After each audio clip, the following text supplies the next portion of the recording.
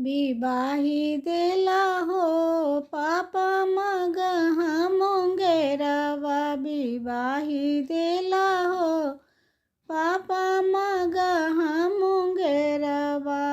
खेलते खेलते गेली चाची के आंगन माँ खेलते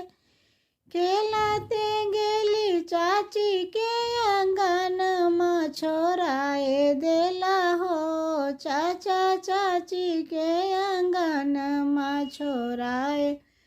देला हो चाचा चाची के आंगन माँ बिबाही देला हो पापा मगहा मुंगेरवा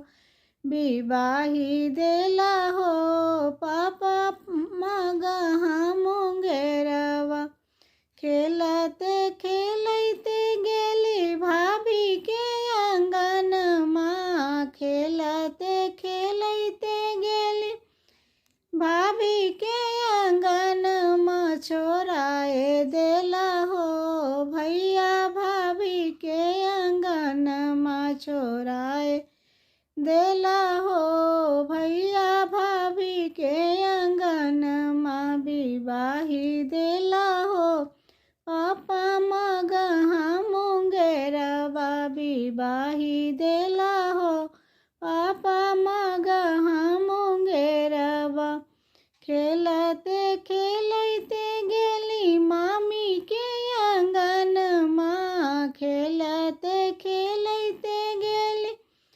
मामी के आंगन माँ छोराए देला हो मामा मामी के आंगन माँ छोराए